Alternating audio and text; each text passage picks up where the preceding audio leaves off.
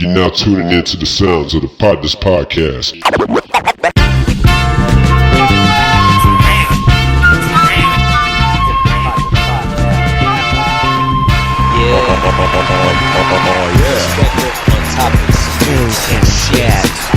Hey, good morning, good evening, good afternoon, depending on where you're at on the globe. Ladies and gentlemen, it's season 8 of the Potnas podcast, y'all.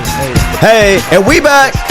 Second episode, freestyle, let's go. It's the Potnas podcast. Yeah, we the best ever. Check my wingspan. You can't see my feathers. Man, it's man, hold on. Pastor D, beat that. Hey. Can't see his feathers, we coated any weather. Yeah. I done came down, I slugged like Mayweather. Damn, I'ma keep it rocking. All day and night, I'm doing hip hopping. 50th anniversary, you can pass it off. It's that boy D and I'm sick coughing. I don't give a damn. Green eggs and ham. I'm about to stop, man, and go and eat some lamb. Isaiah, are you gonna pick up the flow, bro? Come on, freestyle for your boy, huh? Come on. Oh, you ain't okay. Y'all had the bars, ladies and gentlemen. Y'all had the bars. Hey, bro. I had a lot more in the tank, man. I was ready to go off. Go. You only hop on off go. Absolutely not. Go. Come on, Courtney. Oh, you want to read back? Come on. Let's do that. No, for you. No, I'm good. All right. Ladies and gentlemen, welcome to another episode of the Potnas podcast, the world's greatest podcast, ladies and gentlemen. We are your hosts, the Potnas, starting with the right side of the panel. First up, it's one of my best friends. Give it up for Dino, a.k.a. the Dictionary, ladies and gentlemen. What's going on? Feeling good, bro. Feeling good. Damn, that's skipping on the intros? No. You're next, though. Next to him is a returning partner, ladies and gentlemen. Give it up for none other than Courtney Coleman. Full government name. All right. And last but not least, before we get to our special guest, I am the sensational, the phenomenal, the most magical. Oh, you could have left that one out. I thought you were going to abbreviate it all. You ain't never had a friend like me, motherfuckers. Bam! Shoot 'em up. It's Pot. It's Pot. It's Young Tizzle the Lock Thrizzle, baby. Y'all always told me y'all Call himself Pop. It's Papa. It's Papa Tizzle, baby. Papa Tizzle, you on the road, man. Hey, shit. Shout out to the kids. All the kids love it. All right. And then, ladies and gentlemen, we have a very special guest in the building. Oh, man. This guy is a rapper turned realtor. This guy, he's a noob hailing from the illustrious Prairie View A&M University. Hailing from the north side of Houston, Texas, baby. Ladies and gentlemen, give it up for the one, the only, Isaiah Flanagan. That's the best intro he's ever given anyone. That's the best intro I ever had in my life. You need to introduce me when I get I'm like another version of you, bro. Is what I've been told and heard. Like for people that know us mutually, that like they're like, yo, you remind me of somebody. He wears glasses. He used to rap and whatever. I'm like, sound like me. I'm like, what? You know him too? And I'm like, yeah. That's one of my partners. But yeah, man, ladies and gentlemen, let's give it up again for Isaiah Flanagan. Oh yeah, Renaissance man to my right and to y'all's left. And y'all are in for a very special treat. We have a lot in store. I've been looking forward to this episode. It's been like over a year in the making. I'm really excited for it. That's how much of a big deal this individual is. And he was so good that he brought Courtney back out from the trenches, ladies and gentlemen. So yeah. Magical. Oh yeah, my guy. All right, welcome back, Courtney. How you doing? I'm good. Oh yeah, it's good to be back. Before we get more into you and do a deep dive, I want to give and afford Isaiah the opportunity to introduce himself. We know him as Rubber Band, or y'all know him, probably know him as Rubber Band Stunner. We know him as Ike, but not letting it go, bro. Isaiah Flanagan. Tell us where you're from, where your occupation is, or occupations, and then how you're connected to the Potnas. What you do? All three of us. Isaiah Flanagan from the north side of Houston. I'm a realtor. I have no idea what he's talking about before that. That's all I know. And you don't get any paid gigs on the side or anything. You don't host events. Nah, you don't do any of if that? it's not real estate, I ain't getting out my bed. But I'm connected to the Potnas because we all went to school together. Nimitz alumni right here. That's dope. And we all graduated 2010, right? Well, us two. Well, us three. Yeah. And then Dino Dinosaur over there. Yeah. He graduated 4 years before us. Yeah. 01. Oh, we all knew. 98. Well, 99. Noops. Yeah, 99.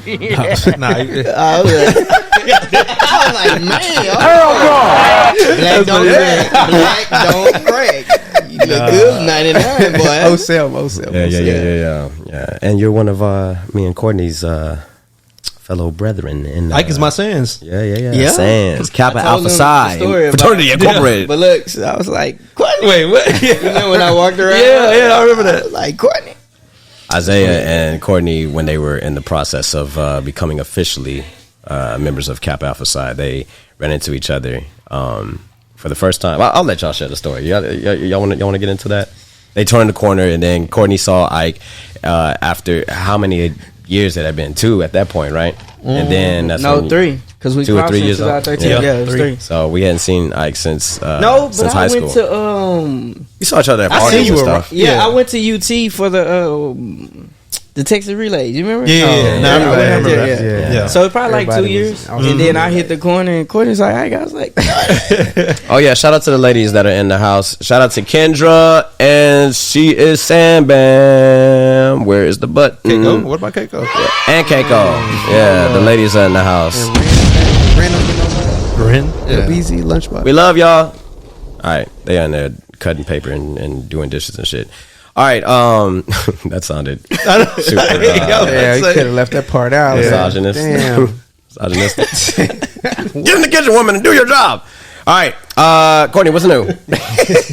You might get beat up. We're just kidding crazy. to our listeners. Gosh.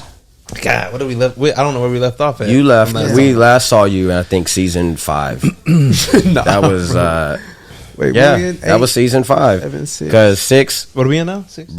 6 was Bradley's first full season. Episode 53. And then we did season 7, and then Bradley's departure, and then and then now Courtney's back. So got to give it up for that. Yeah. Welcome back. Now, what have you been up to? We can hear them in the kitchen, but I don't think they can hear on these new illustrious mics that we have. What is different? So let's see. Where do I start? So obviously, I'm still doing real estate. But you're deeper into it. Deeper into now. real estate. Yep. Heavily focused into real estate. This is the guy. Let's see. I'm getting married. Yeah. So that's good. You want to tell folks when it is? You ain't got to tell them. Okay. Tim, And where it's at and the website. What the fuck? registered. Right? Let's might see. wanna run What them else? You still employed? I am still employed. Yeah. Cool. I think same. Yeah. Yeah, same. I'm working at commercial real estate. Hey. Yep. So that's been going extremely well. Taking any trips? I'm sure. You getting back in the gym? Yeah. Need to Need to get in the gym. Yeah. You still balling on these hoes? Yeah. huh? I'm still hooping. I mean, You had a couple of leagues that you were I still hooping in some You leagues, hooping like that? Yeah. What was y'all's record? Okay. Ike was the same team on one Yeah. league. We What was y'all's record? We ain't gonna talk about the record, but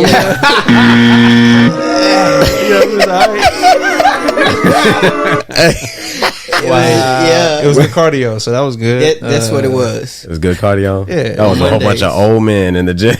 Not Anybody? we was all like 30-ish. Yeah. Some of my line brothers got hurt though. I was just about to ask who got My injured. nephew crossed up one of my partners, bro. That's crazy. He fell on the ground. Oh yeah, That was Damn. bad. you gotta go home after that. I broke my hand though. Like I broke my own ankle playing basketball. I broke my foot playing I've never seen you basketball hoop, with my bro. dad. Ever. Bro, stop. That's why. That's what happened. That's why. Hey, you know how you doing something you're not supposed to. Yeah. What? He out there. Y'all funny, bro. Y'all funny. Boy, if you don't get Good, I'm gonna let y'all have that, bro. no, challenge that nigga to a basketball game. Well, you challenged me to a race, so I want to see this little. Nah, basketball they hooping the league and shit, competition. right? I would love to see that. Yeah, and lost. 1-on-1? Oh, he That was the trash. biggest thing. Hooping? Wait, you never see me? You never seen me I got my money on you. Thank you. Right. Come on, nigga. No, I'm bad aggressive. Nah, Dino still got to redeem himself though. You sure do. Nah, What can you win at besides drawing and bro? They race 1-on-1. Everything. And Dino talks so much shit. Bro, that's all I do though. Like, Did you win? No. Close, nigga. he wanted to run it back. Run it back. And you lost again, right? Yes. Yeah. That's crazy. Bro, I almost failed, bro. Nah, bro. It was bad. It's all good. Push these niggas off me, like. We was racing with the gravel. It was terrible. Yeah. I realized in that moment, like, damn, I really needed, like, you know, like, people say when you know how to do something, you can just do it, right? Yeah. That shit's not like riding a bike, bro. Like, my shit wasn't kicking like it used to. Y'all ain't stretch. Y'all just No, bro. We just went outside. And I was actually injured, and I told him I was like, Nah, he tried to come up with this excuse early in the day because he's thinking, damn, this. He was nervous, so he's like, "Well, I am hurt, but I'll still do it." Yeah, yeah. Holmes go smoke me because I was talking that shit, bro. Just in case. My hamstring, ouch.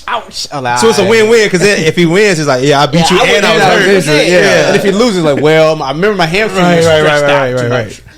Y'all done? that's a chess move. Y'all done? That's That was smart. Yeah, I like you it. thought of that. Of course, You had to thought of that. He was sitting there saying, Why would I lie about it? what am I gonna Because do? it came out of nowhere. You've never been hurt. Ever, bro. I've never been hurt. Nope. Yes, I have. No, you A haven't. hamstring, Definitely. nigga? Yes. When? That's not easy to pull. Doing what? Nah, You had no reason. A hamstring, nigga? He had no Where reason. is that? Show me the hamstring. He already said getting out of You bed. asked me where's the hamstring located? What were you doing? Like, It's how you in the- pull a ham? it's in the thigh and in the leg.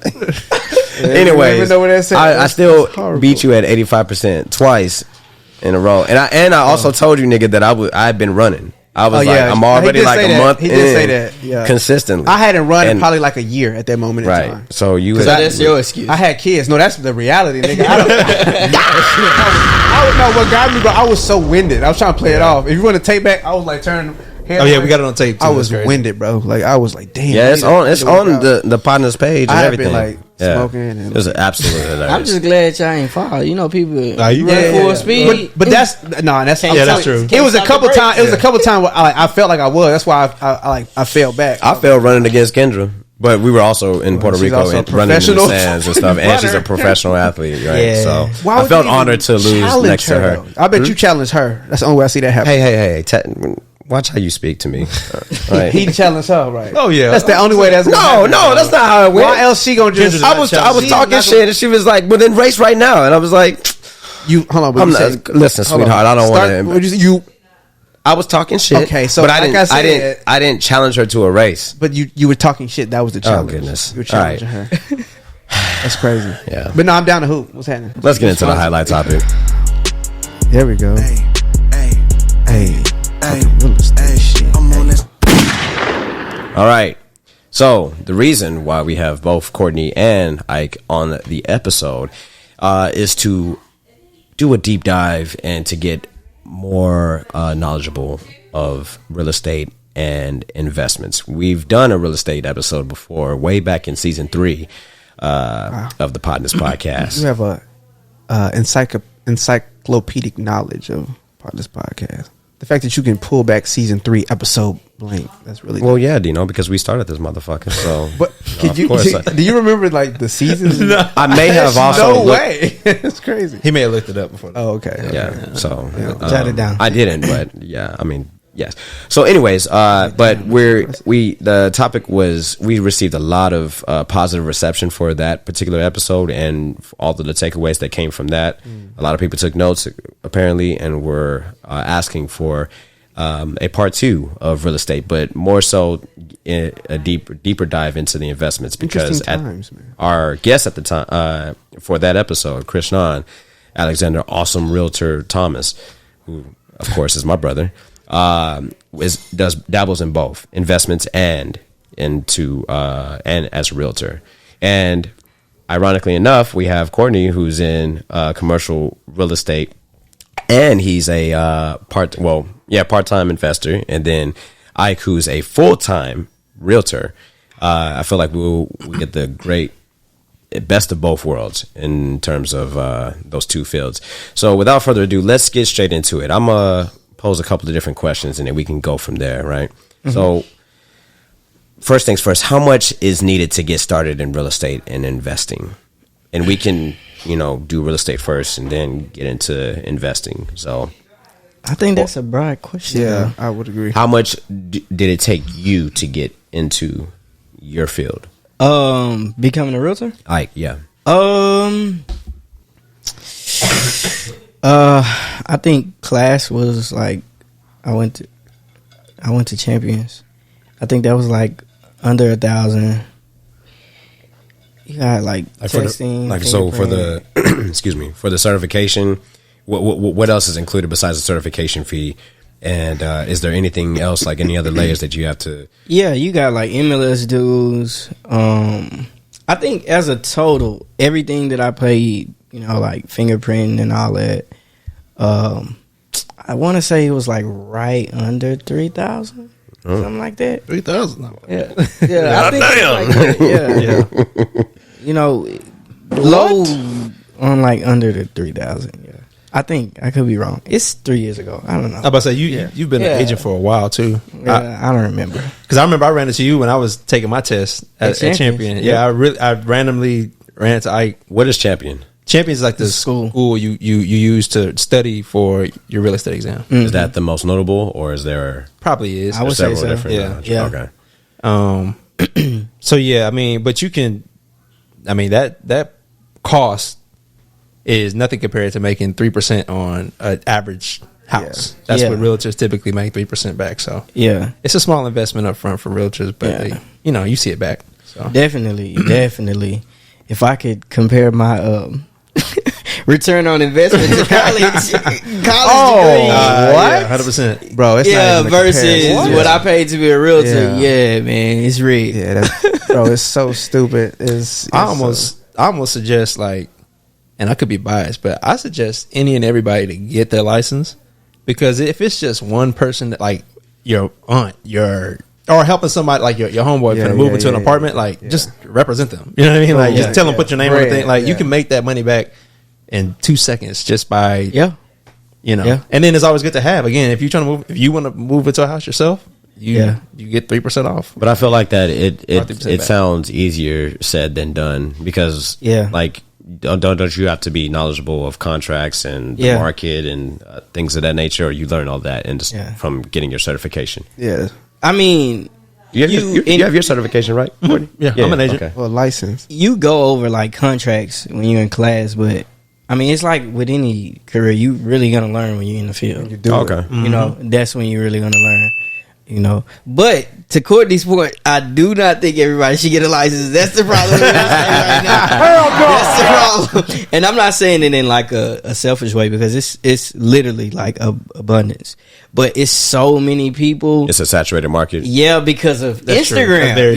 and all of these Instagram real estate shows, and everybody. I'm just gonna get my license and I'm gonna sell $1 million house. And it's a lot of people that's like in the way, and they don't put in the work to actually know what's going on in the market. Yeah, like I read every day. I'm reading every single day. I know what's going on in the market. It shows on your profile and everything that you're exuding, and the testimonies that you share from your clients. The testimonies that they share and then you reshare.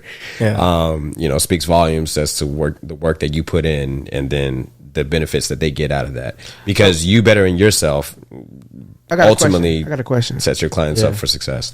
Because you do it full time and you have such an appreciation from the investment that you make into it. How do you feel about people who do it? Well, first of all, do you think you can successfully do it as like a part-time thing? And then like if people are making some bread doing it part-time, do you feel that they're in the way? You know what I'm saying? Nah, let me say it this way. It all depends on you, man. Yeah. It depends on how you structure your business.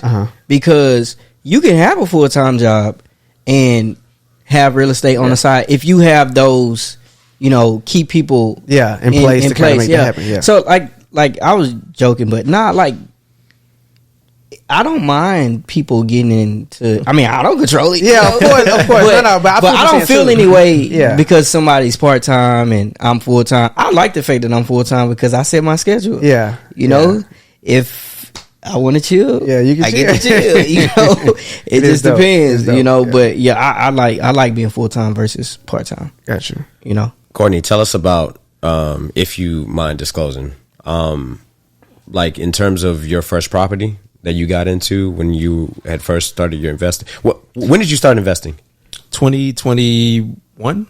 So like literally 2020. Sorry, 2020. 2020, right? Yeah. It'd be good too for them to talk about what they do. Like, we're speaking like even beyond the technical, prerequisites and fees and stuff you got to pay. Like, what is it that you do to even like you paid and did all those things to do what? Yeah, for our first time listeners who are just like, they keep saying investments in real estate. What the fuck are they talking about?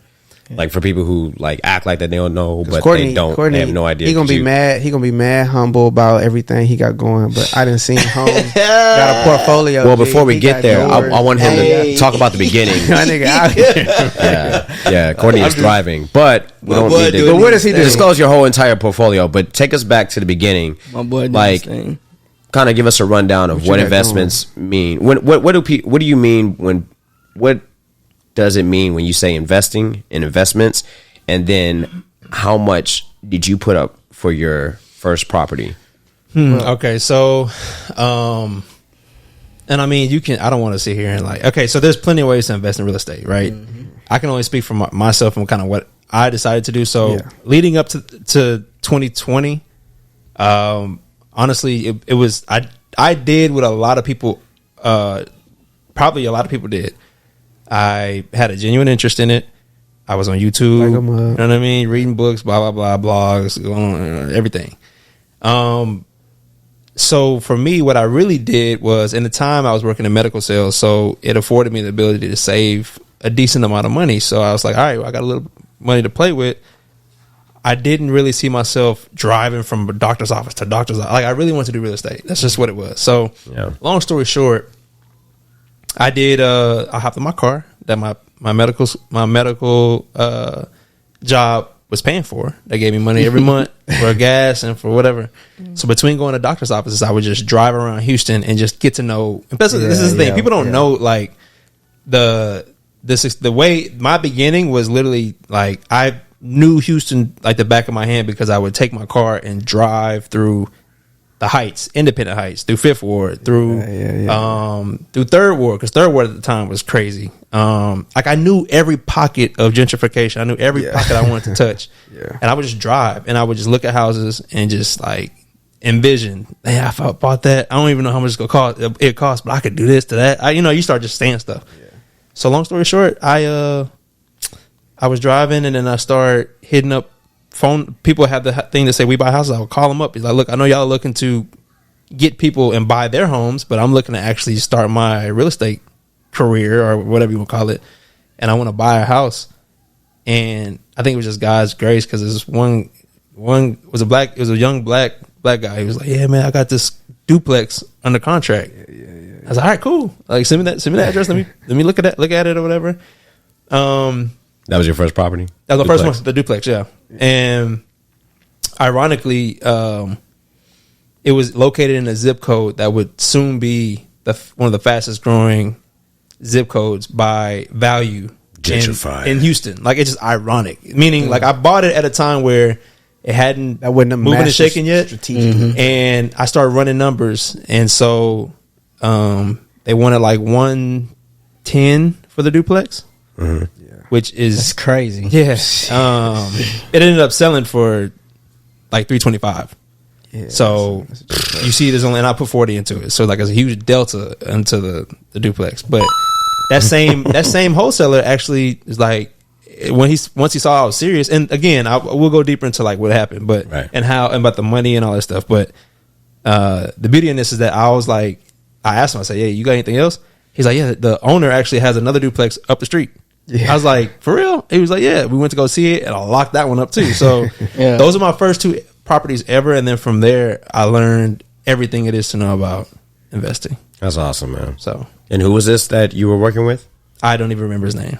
He was a wholesaler. Like, he's just a wholesaler is somebody who goes to people's houses, locks up their property, whether they like are going through something and they really want to sell it. They try to lock it up for a price, put it on paper, and they turn around and take that paper to an investor and say, hey, I have this house, but they up the price by like $10K. Or they just get their spread, that $10K spread that they upped it.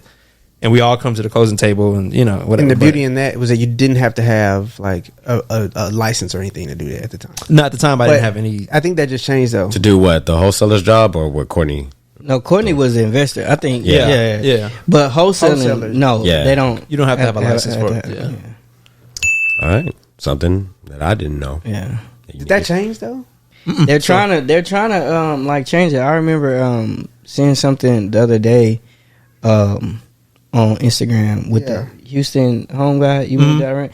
He was talking about like they're trying to like regulate it because anybody can do it, Yeah, and it's I say as of January 1st, 2024, wholesalers will have to be licensed. 2024. 2024. Who? That's crazy. I didn't even hear that. It says wholesalers will have to be licensed. Will have to be licensed. Yeah. Interesting. It takes effect in January 2024. It's crazy because when I was in school in 2019, I think. Mm-hmm. When I was in school, my teacher said at the time, he was like, "Yeah, they're going to regulate this." Yeah. He said this all the way back then. Yeah. Well, I can tell because niggas are getting way too much money off of it. They need to regulate it. Well, I could tell you a real life example of how a lender didn't sell me. So this is probably like my fourth property at the time. Guy comes up. I don't even say his name. Young black guy came up and was like, same thing. I'm still cranking out calls. Hey, I want another one of these duplexes. The numbers was good. Yeah. Same area, had a duplex. Gave you the numbers, same price, or similar price to what I bought the first one's at. I was like, it's not making sense because now gentrification is coming. You should know it's more than this. But I was like, all right, whatever. I'll pay $120 for it.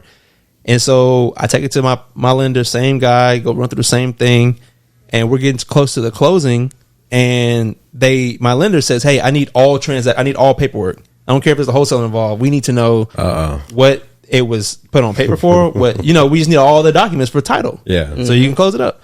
This man negotiated a house from an old woman for like $38K, and then tried to wholesale it to me for $120. Mind you, for me, it's an amazing deal. For him, he was going to walk away with whatever $120 minus $38 is.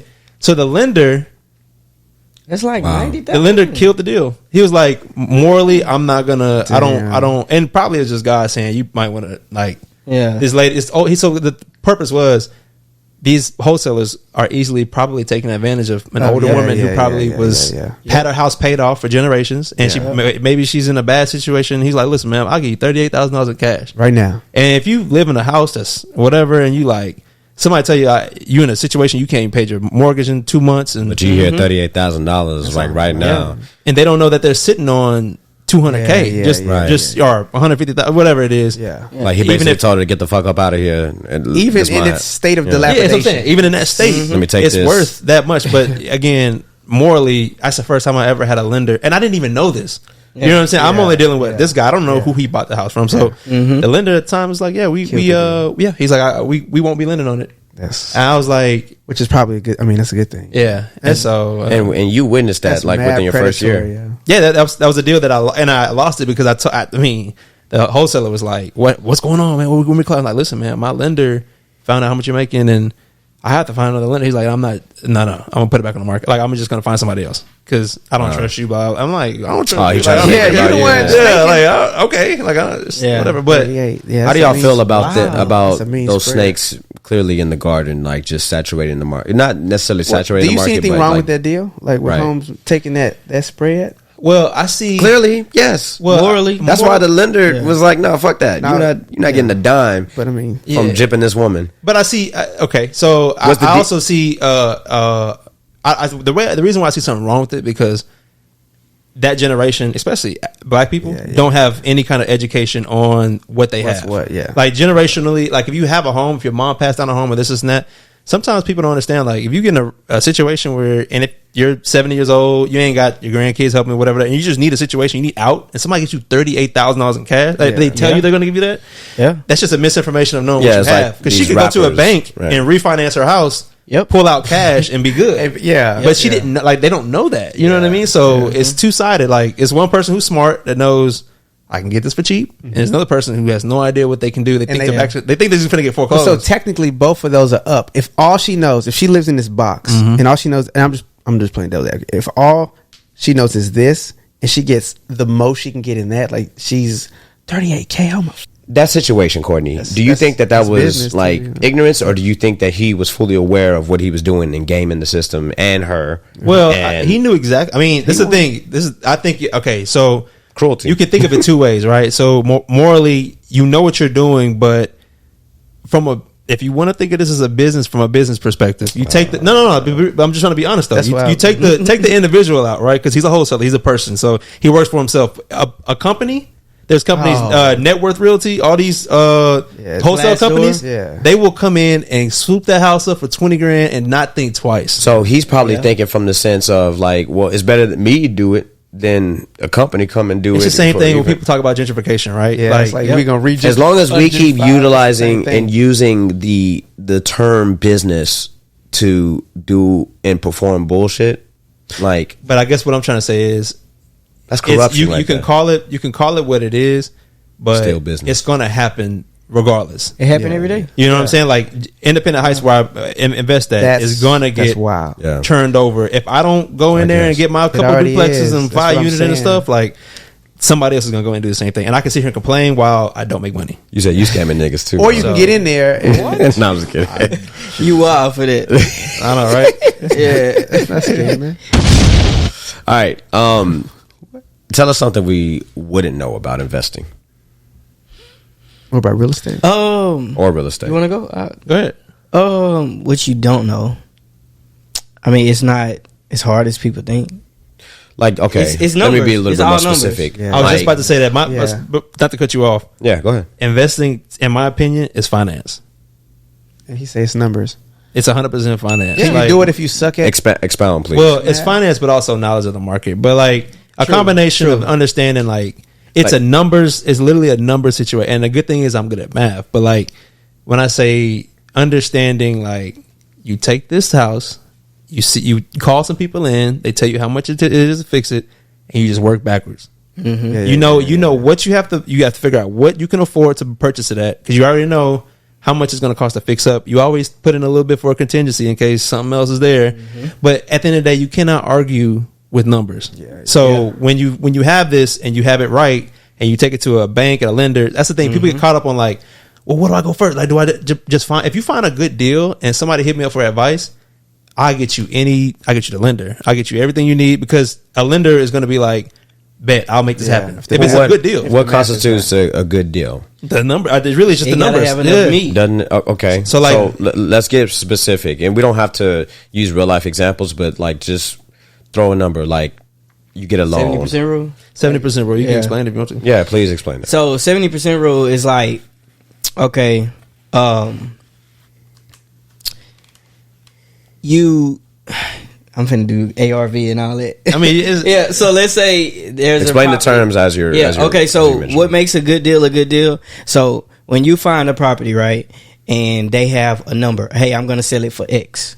Before you even wanna entertain it, you wanna find comps. Comps is basically comparable property. So if it's a 3-bedroom, 2-bath, 1,200 square feet, 1960, you want to find properties that's close in that range, in that area, so you can get a picture of, okay, this house is worth $100,000.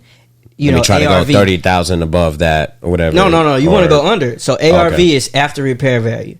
You want to do 70% of that. So if it's worth 100, 70%, 70,000, and then you want to subtract your repairs, you know, because you want enough profit to where when you finish it, so your renovation, you can go to the bank and get a cash out refinance, 75, and you can take your bread out. Yeah, so the 70% rule is like thrown around in books a lot, and the real reason the 70% rule is a thing, to further explain it, is like when you have a house, and I'm not even gonna give numbers. When you have a house, you fix it up and you want to keep it. It used to be where the bank would typically only take 70% of the value of your home to refinance it out. So what happens is, if I know that if I have a house that's being sold for $100,000, right, and I know that it may not be worth $100,000 right now, but if I put some money into it, it'll be worth $200,000. So then if I know with comps, like he said, the house next door is same size, whatever is worth $200,000. So if I can put 20 into it, and that means that and I know I can sell it eventually for 200, or I can keep it at 200 once it's fixed. Just by putting in 20,000. Again, this is after you've had your contract. But this is what I mean by working backwards. So if I know the number is 200,000, you take 70% of 200,000, and so that number is 140,000. So that means after you purchase this house and put money into it, you cannot be any higher than $140,000. Yeah. So that's what I mean by it's a finance thing. You work backwards. So if I know I can't be all in 140,000. That means I know I got to purchase at 100. That means I only have 40K to with closing costs. I only got 30K to play with. Can I get this house done in 30K? If I can, great. If I can't, if it's too hard, then you need to go back to the seller and be like, look, I can offer you 90K to give me. I need a cushion. You know what I mean? So there's all these thoughts going in your head about. In the term that he's talking about in like layman's term, is like you're forcing appreciation. So you bought the house for this, and you fix it, and okay, now it's worth more. Yeah. And that spread, that's your equity. But so what's the calculation? Like if you put, like what I said earlier, you put $20,000 in it, it's $100,000. You get it for $100,000, or I'm sorry, that's what he said. Yeah, okay, so you get it for $100,000, and then you put $20,000 into it in terms of renovations. Mm-hmm.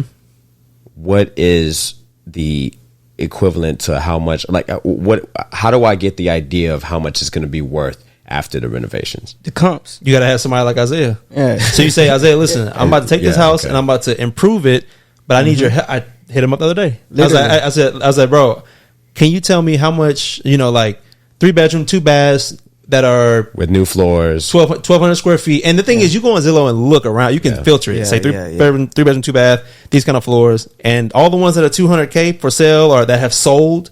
Once you talk to your realtor, you can look at pictures and say, did they upgrade just the floors and maybe just the kitchen? So really, I can go in here. I don't have to spend money and put. You don't have to overdo it. Don't make it. It's not your house. I hear that's a lot of what you need to do is get in there and basically rinse and repeat. They only redid the floors. They only redid this. Bet. Let me go in there and do that. And I know I can sell it. So Isaiah, you have some sort of software or MLS that you use that you can put in all those numbers and the renovations just hypothetically, and it'll tell you, spit out the number. Yeah. So that's the ARV after repair value, and also with the comps, by me having a license and I have access to the MLS, my data is going to be accurate versus Zillow. Yeah, and that's why you need your license. Yeah, that's one of the perks. So when Courtney called me and he's like, "Hey, run these for me," and he just give me just the specs. You just give me the bare minimum specs. Well, you're an agent too, though. So why can't you do it? Because I work at, my job is in commercial. Mm-hmm. So what happens is when you become a licensed agent, you have to go under a brokerage. Yeah. Mm-hmm. So my brokerage, they purposely have it to where you only focus on commercial. Yeah. So I don't have access to the same system. I was about to ask, can you dive in both? There's some brokerages who have access to both. Mine doesn't. I work for a large commercial firm, so they don't even want you to focus on this. And commercial and residential is like two totally different worlds. The example we gave doesn't even really apply to it's different. Multifamily. For the real estate 101ers, can you tell us the difference between residential and commercial? Residential clearly being self-explanatory, our homes. Commercial is anything over four units. So like a 5-plex, that's considered commercial. Really? It's a small, Oh, so it can literally be an apartment complex, and that's considered commercial? That is commercial. That's commercial. Interesting. Yeah. So multifamily, industrial, retail, office. So Issa in Insecure had a commercial. I never watched. She lived in a. Well, I mean, no, I'm sorry. She was an investor, right? She bought the place, and then I think she bought the apartment complex, and then you mean Issa Rae bought the one where it was shot at, like where they the dunes or whatever the fuck that was. Well, never mind. She bought the dunes, the complex. I believe so. Oh, then that'd be a commercial investment. Oh, okay. Oh, come on. Okay. Ding, ding, ding, ding. Yeah. All right. The number one tip that you can give to homeowners, and I want to hear from the investment side and from the realtor side. So, what do you tell your clients? Like, if I come to you, Ike, and I'm like, I'm looking to be, on the south side of Houston, in a safe area, gated community, and I want to spend my price range is anywhere from 310 to 350.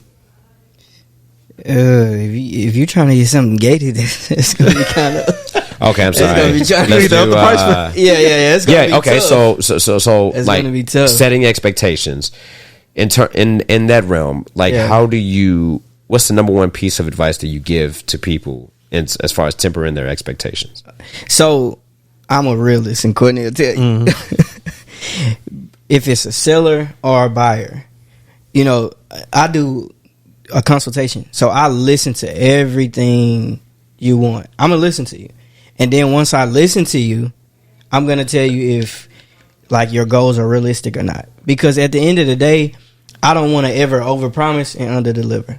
Never, because that makes me look bad. What if they don't know what they want? Do you know how to guide them? Yeah, and ask them questions? Yeah. So what I do, prime example, I just got a property under contract yesterday. Shout out. Yes, sir. Yeah.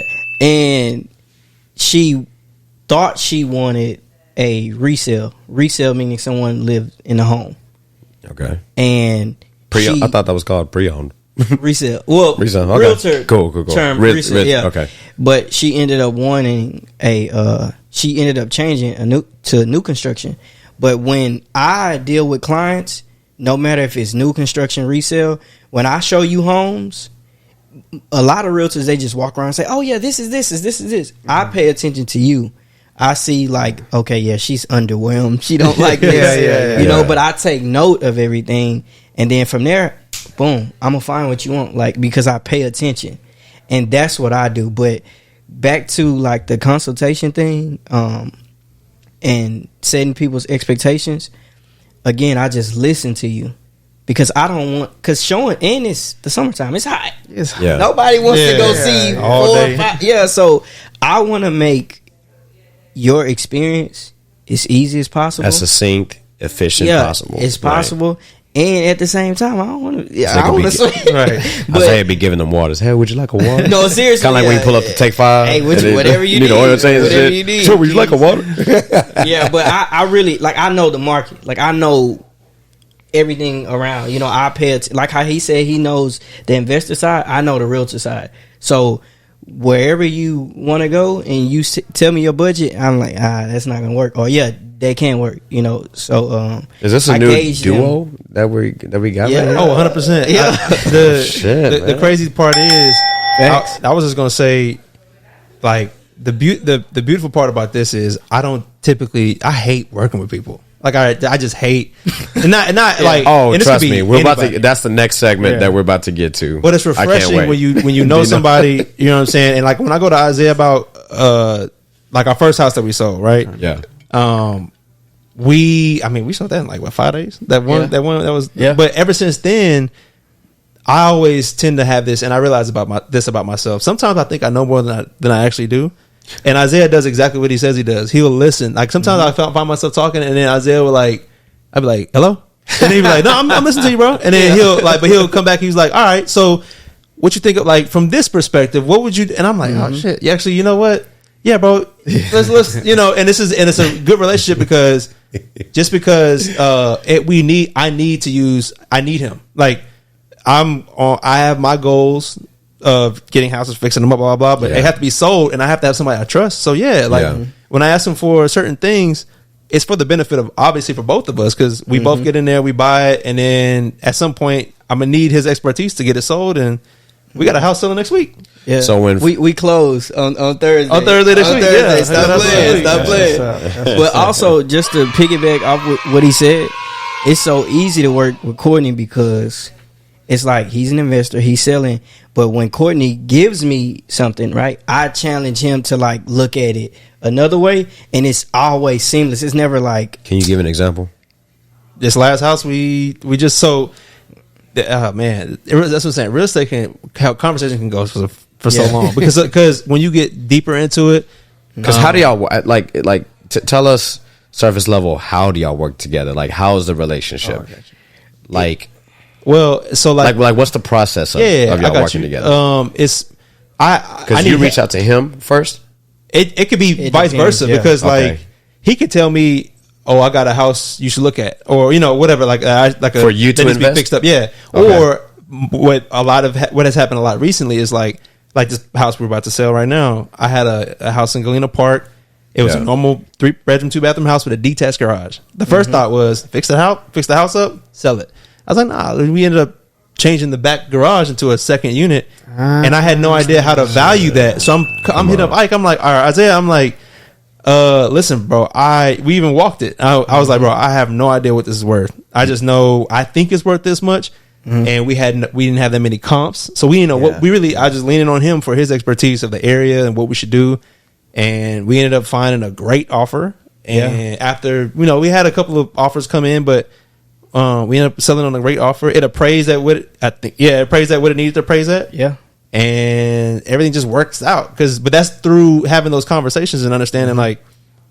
Should you put a tenant in the front unit while you're fixing up the back unit? Yeah. Should you leave them both open so people can come and look at it and say, I have an opportunity where I can live in this front unit? Like, it's so many scenarios you have to talk through with somebody and get feedback about what will work best. And because I don't have the answers. I don't know. Yeah. I'm not in that world. These guys got it. And then these guys got it. And then another thing too. Not real. He's checking Kobe for real. It just sounds. It just sounds like that y'all have a real great understanding of each other and how we y'all were work. friends, before. Friends, and that's another thing. People say don't do business with friends. It's false. Right. As long as your friends are honest and good people, it's like don't do business with fuck boys that pretend to be your friends. Nah, facts. I mean, I've seen friendships go awry in business as well, though. I think. I mean, but the thing is, I always go into things. Dino's given a couple of examples all throughout our past seasons about how that stuff has gone sour. Let me say something too, real quick too. Yeah. Even just on the opposite side, I help him on the realtor side, and I've been trying to get into investing. Yeah. Get my own investment properties. Yeah. Any question I have with him, he'll answer. Yeah. Do you have any right now? What, investment properties? Yeah. I would have had one. It was like we went walk one. Yeah. Literally a couple weeks ago. Mm-hmm. I feel like Courtney, that shit is Courtney came over contagious, man, or like. Not a contagious, but like a vice. Not a vice. It's addicting. Yeah, it's addictive. Like once you get one, you just come with like, all right. Bro, I was this close. You're never satisfied. I was this close. But he came. He told you to bail out. No. He came, walked the property with me. He was like, nah, bro. I think you should offer this amount because. Look at the tree growing out of the foundation. Wow, look at this. Come on. The roof may cost this much. And he's like, nah, structure the deal this way. So he's challenging you to think more strategically. In the future, like think about this in 10 years. Like, and it didn't go through. But I think that's one of the hardest things is when you spend your time. And the thing about what we do is. And what anybody does is you find out everybody has that house, or maybe some people look on Zillow like the house they love, or if it's an investment property, you have something you want to go in there, your price. It's hard to not fold to be like, all right, I can just offer 20K. Like, if my biggest thing is find your number, stick to it, have your reasoning, feel comfortable, and walk away if you need to walk away. And don't concede to the art of negotiation. No, 100%, because they're gonna come back. Okay, if you offer 85, okay, yeah, well, you give me 97, we'll good. And you're like, that's 14K. All right, that's whatever, however the math works out, 9K or whatever. Underneath what I'm asking. Or you're like, or more than what you've asked. But you got to realize $9,000 can be a new roof and like this. You know what I mean? It could. So from the side of honestly, I was like so eager to get my first investment property. I was almost about to go up on my price. Courtney was like, "Nah, bro. Yeah. It's so because it's so 10 toes down at your stand. Yeah. Okay. Yeah. I mean, like it. From my standpoint, like just talking with Courtney throughout the years and him finally diving into it and being involved in almost half a decade at this point. Mm-hmm. Right. I've learned a lot about, like 3 to 5 years, whatever. I'm like projecting for you, but still, sounds good. You know what I mean? Well, you've kind of still been involved. Like you did all the research before you stepped foot into it, and then once you stepped foot into it, you were prepared, and that's why your first investment went so well. Whereas a lot of people get into real estate, Dino and I know a few people, that shit went sour. Their first time, and then they got out. They got cold feet, and they were like, "Yeah, nah." That first feeling, that shit scared me, and so that's why I'm out. And not me specifically or me personally, but I'm speaking on behalf of some other people. That had a pretty bad experience. But guess basically what I'm trying to say is that the world of real estate is literally an ocean. Like you talked about how you were eager to get their first investment because you felt like you were right there and you were willing to compromise how much you actually had or your price level, right? Price point, your price point. And somebody like Courtney advised you, hey man, Jiminy Cricket on the shoulder. Don't give in for $1 more than what you said. Tough. You stay 10 toes down, because if they gonna fuck you that like that just by $1, they gonna fuck you in other areas too. And I apologize for the vulgar language, but just speaking. The thing too is like, stick to your guns, right? But if you had folded, you still could have made. I mean, you still likely would have made bread back. Yeah. It just wouldn't. It probably a deal where you wouldn't have made enough to even invest the time, effort, and energy into. Courtney was trying to help him maximize his efforts on his first go around. That's a good point too, because and that's another thing that I have to learn to not project on others is that I believe it or not, I have a low tolerance for risk. So when I go into properties, I don't. When I go into properties and the price that I go into a property thinking, I gotta make 40 to 50 at least extra cushion. Like I gotta be able to walk away, and it could, because it has to be worth my time. A, B, you never know the market, you never know COVID, you never know. Like there's so many things that can come up. So if I gotta end up decreasing my profits by 10, 15K to get out, cool. I still walk away with 25. So, but what I mean is I can't project that on, because there's other people who I've helped and with this, and maybe their tolerance, they want to make 15K. They're cool with that. Like they're cool with the numbers being tight, and to me that just makes me nervous. I'm like, you can only look at a shell. Yeah. You don't know what's on the inside of this. Like you may have to retake. So once you start pulling them walls out, you don't know what's behind the walls. Yeah, so maggots and termites and shit. Yeah, and that's that extra cost. That's why he said. That's why when he looked at the property, he was like, "Nah, man, I think you need like a 15K buffer." Yeah. Just in case. It's interesting when you said knocking down the walls, you don't know what you're going to see or get.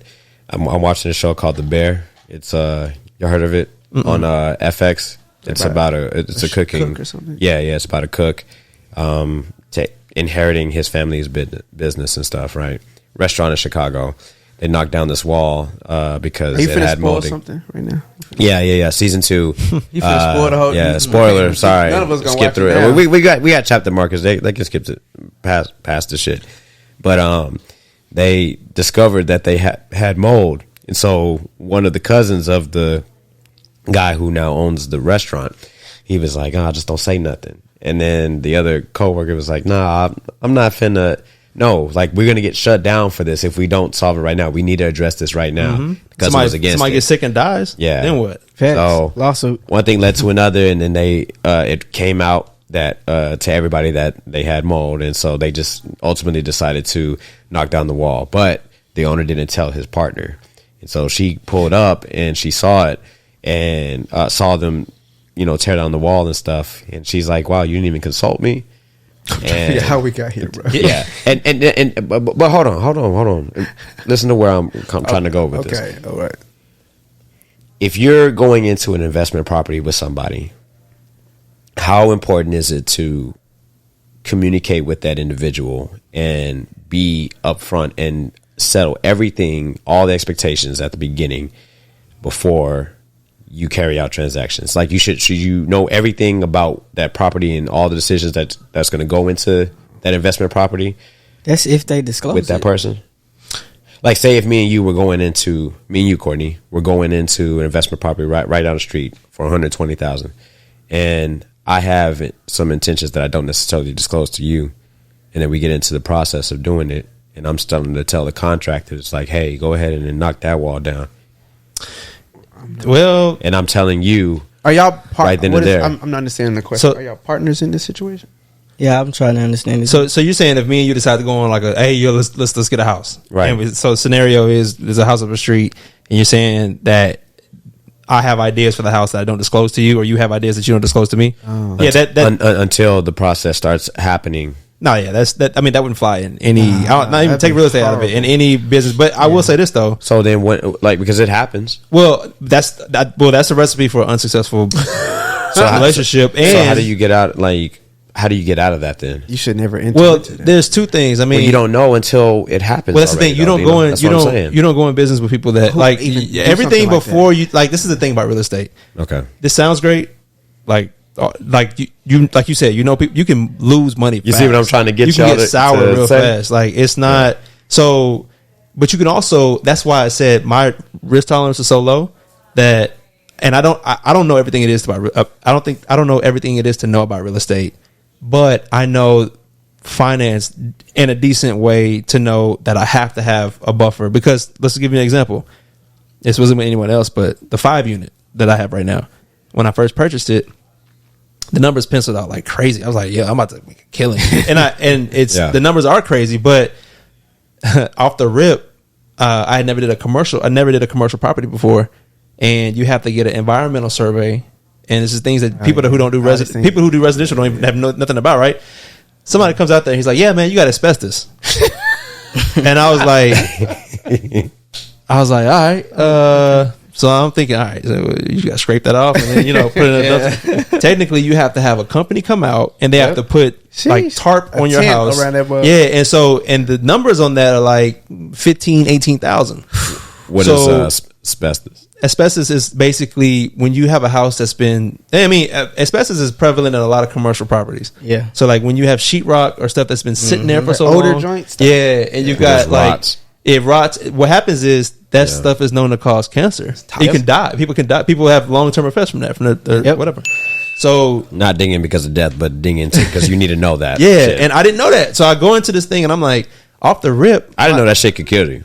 Well, I knew that it was bad for you, but I didn't know that it's could kill you. slowly, it's slowly over time. You can technically, So it takes years off of you as you live in the shit. That's crazy, dog. It cuts What? up, cuts up your airway. Yeah, you Respiratory system and shit. Yeah. Oh my god, or circulatory. Because I looked it up because I was like, Fuck. how bad is this? Like again, I had nothing about Like it. lead but- and paint. It's like Yeah. stuff that's we found out over time. Of course, is killing you slowly. But that's 15 racks, right? So like a construction budget, you thinking I'm about to. So had you not baked that in, had you thought I'm gonna make a quick, this is like that quick 15. Now you're fighting to get you're fighting to break even. Like that's like, if you don't have that contingency, because nothing is ever what you think it is. You have to. Again, that's just why I always treat things the way I do.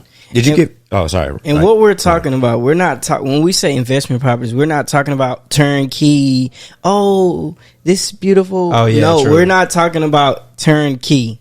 That's totally So different. turnkey things. are like newer homes versus investment properties that Or y'all are even referring to are old as shit. They usually like not built livable. in the 80s. Right. Take them down to the run studs, down basically in building the almost hood a or house. in like You probably can't get an ungentrified. FHA loan. You on can't. this. Yeah, Or- So it's like You said you can't get a loan for it. Then No. what can you get? No. Oh, you I'm saying, literally like, the front up the traditional cash. way. Yeah, that's when the first thing Courtney told me. When we can get into like the funding part, but it's there's different ways. It's different. Yeah, It's a different thing. What are the all right? Give us 3 most common in like a minute.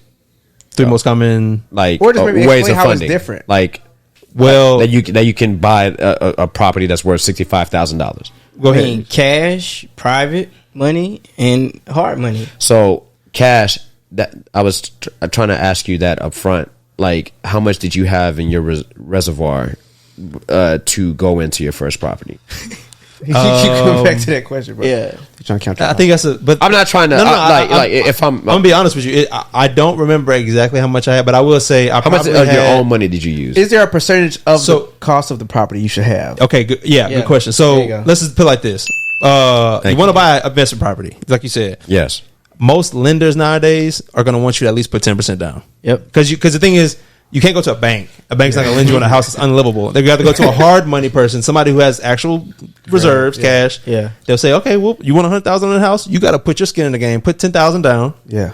And so typically it'll be like 10% down. They'll fund the rest of the 90%. But there are other fees. There's typically points. So people don't realize You said points? they're called points, which is basically a percentage of the total price of the purchase price. So if you're purchasing a house for $100,000, they'll say I'll fund 90% of the house and I'll fund 100% of your renovations, but you need to put down 10% and you need to pay 2 points, which is 2% of the purchase price. So 10% of $100,000 is $10,000. 2 points on $100,000 loan is 2%, so it's $2,000. So that's $12,000 that you're putting down 2,000. Those 2 points are fees. They don't That's go toward just anything. gone. Yeah. The 10% that you put down goes towards your actual house. Yeah, that 2,000 is just your stake in the game that they and take. it's usually interest only. So that's another thing. Yeah. So Okay. the hard these lenders are in it to make money. Right, so these lenders are usually multi-million-dollar either institutions or people who are like, I got an extra $1 million. I want to lend it, but I want to get a 12% return. Yeah. So what better way than to give it to somebody like me? Give me 100,000 credit score. Yeah, well, that's why there's so many parameters for your deal, right? It has to make sense because otherwise, somebody's like, if you ain't got enough skin in this deal, if it's not enough. They go get an appraisal and they'll get an after repair appraisal. So you have to submit a contract to them saying or a list of things you plan on doing to the house. Yeah, and they'll send somebody out and say based on these things and based on this messed up house. Yeah, and if you marry these two together, I think it's going to be worth around this much. Yeah, and that's what they use to, But to answer your question, JT, money wise, you have to have that money down. But also when you start your project. If you say I want to put $30,000 into this project, right? Well, you have to have at least some kind of credit line, credit card, cash, because you have to front your renovations. Yeah. Yep. So if you tell them I'm gonna put a new roof, I'm gonna put new windows, new paint, blah blah blah. Well, you got to pay for that. You pay for the roof, and then once the roof is done, the lender, the person you got the money from, they will, or you're under contract, the lender for this, they'll send somebody out to make sure you actually did what you said you was gonna do. Yeah. You're just gonna put $10,000 towards your roof. Then they'll say, okay, cool. I'm out of your budget that you gave me. I see that the roof is done. My guy went out there. He checks it off. They'll send you $10,000. So they'll give you money back. Yeah. But you have to be able to front. So that's called a draw. A draw. What he's saying. It's called a draw. Come on, and again, man. that's two different things to like when you purchased your home, you probably, went with the builder or applied with Chase or Navy Federal. That's not the same as buying an investment property. And on top of that, probably 10 times out of 10, any hard money lender, they're not going to lend to Courtney Coleman. Yeah, you got to have an LLC, sort of entity. Yeah, they're going to they will lend to Courtney Coleman LLC. Yeah. So this is not, investment properties is not the same as, a traditional bank. Traditional bank. Yeah, you buying it in your business. What's the most stressful or hardest part or phase of what you do? For Courtney? Both of y'all. You go first. Like, what's the most stressful or hardest part of what you do?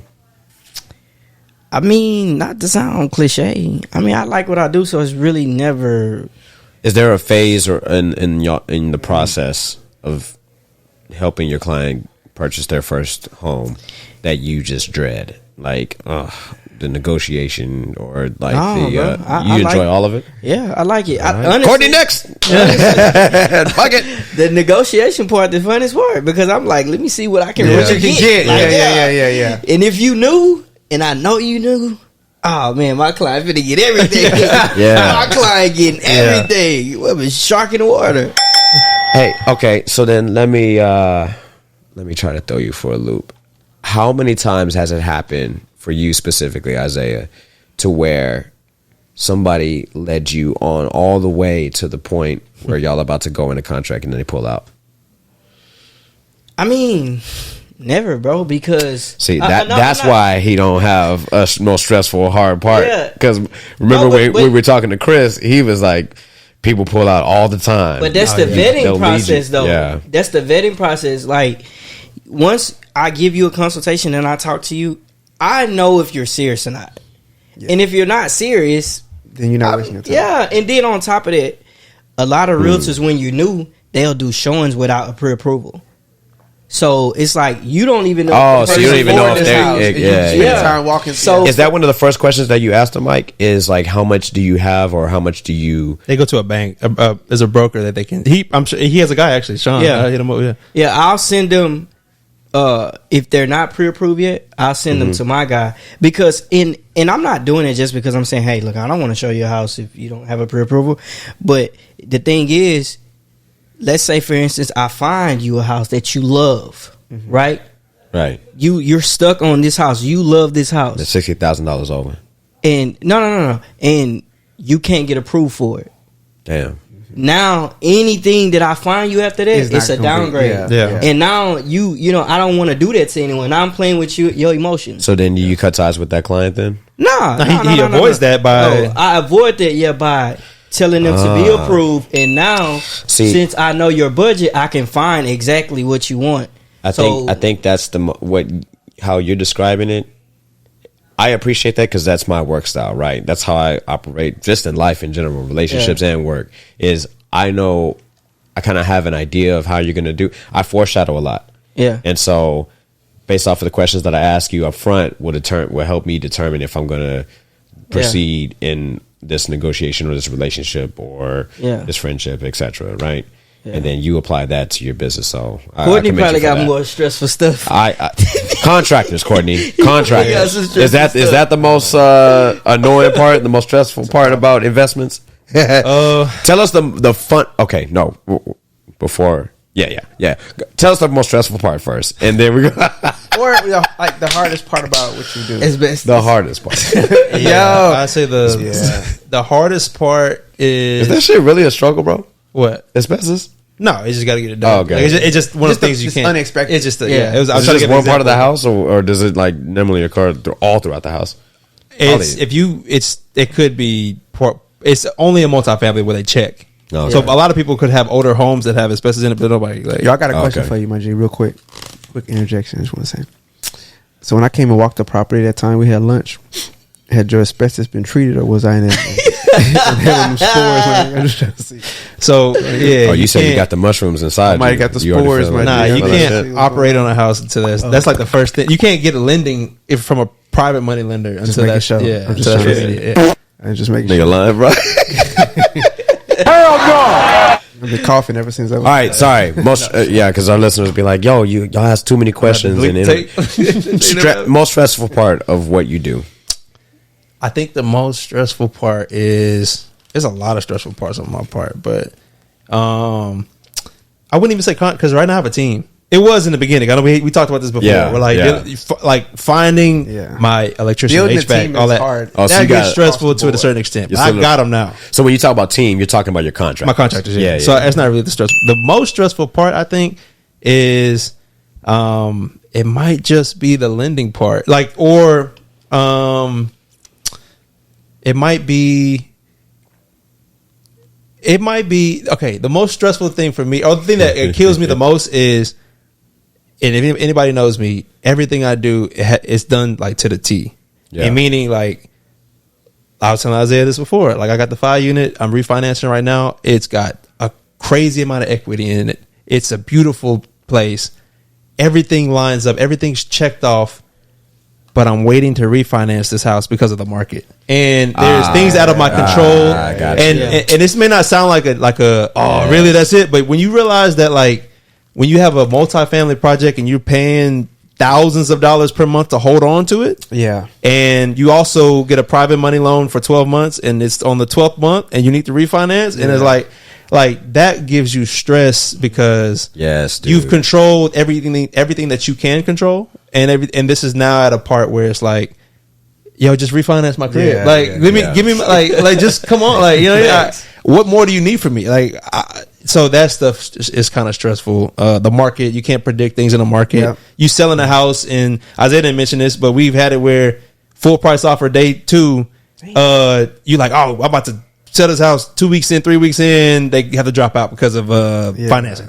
So now you got to put the house back on the market, start over, and it's like, and now I'm like, dang, now everybody who comes and sees this house, they're like, man, they just had a person back out because it said pending. Back to, you know, what happened? What's wrong with this house? And that happens. So it's things like that. Where you've done all that you can, right? It looks perfect, passed all the permits, everything you got, you know, you're good. But so it's just I think the biggest thing for me is I don't have patience, and so that's what it sounds like. Tell us the funniest story that you have about Courtney, your contractors, and Ike, your clients. Bro, I got you remember when I walked in, I was scared of the dogs. And I don't do animals, bro. That's not my bro. I kid you.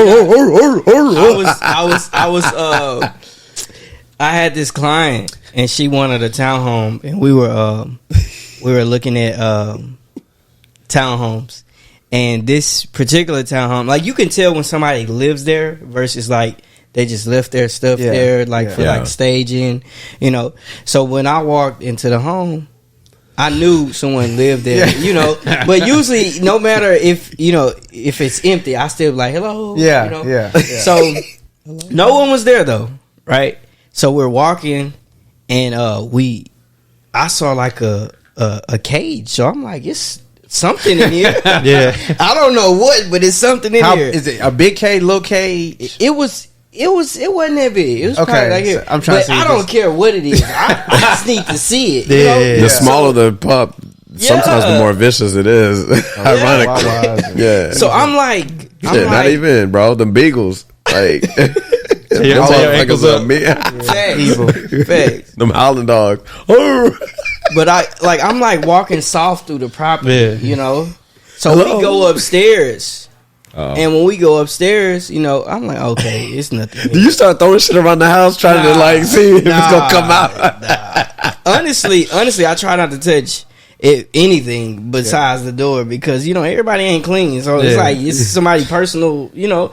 But so we go upstairs, and then how the room was structured, it's like the upstairs kind of was like a studio. So it was just open. No walls or anything. So when I go up the stairs, I just saw like a door, and there was nothing in there. So I'm like, okay, I'm gonna stand right here. And then the mom, she sees it was a cat. Oh, right, dude. Bro, this is the biggest cat I ever seen. The cat was huge, bro. You don't fuck with cats either? I don't. Listen. Wait, did they have a cage for the cat? That's what I'm about to say. Usually there's no cage for the cats. Usually the cats roam free. I've never seen that before. Listen, this cat was huge. Was it named Garfield? It looked like Garfield. That's crazy. I've seen a cat on a leash before. But this the kicker. When I go upstairs again, I went upstairs. It was like a studio, so I go upstairs and all this was open. Yeah. But when I go upstairs, like where the handrail was at, the cat was there, but I didn't see it. I didn't see the cat. Yeah. You know, when I went up. Yeah. So she's like, "Oh, it's a cat." So she's trying to like pet the cat. And the cat get the like, you know, hey, listen, yeah. But save me, nigga. The thing is, to get down, I have to walk past the cat. And you just saw the cat fuck her arm up. Listen, scratching and clawing. It's two the women. Fuck out her arm. She got red scars on. This is a white lady. No, she's black. She's from they're from Detroit. Oh, I was shit. so scared. The cat was from Detroit too. Yeah, of the cat. Nigga. I was so scared to walk down, and the mom had to lead us, bro. Somebody after you? Yes, I was scared, bro. I was scared. That's my story, bro. It was bad. That cat was a thug. No, fact. I would have kicked them a up, bullet, bro. It was bad, man. Gotcha, bitch. Seriously. I got. It Gotta be. I think I have a story of the funniest thing that happened. Tell them about how they be lying to you, bro. Oh man, You're like, I have one. That's not funny though. I have one. Matter of fact, at the house we house we finna sell. So again, I told y'all it's difficult having guys, your crew, your people. Yeah. So I have people who I work with a lot, right? And one guy, he's again, you got to take it for a grain of salt. Like you're gonna get like played, but you just got to set the standard and to be like, look, I'm gonna use this against you next time, whatever. So the point of my story. So I don't pay anybody until like the work started. Like day one after you finish, I'll give you a little cut.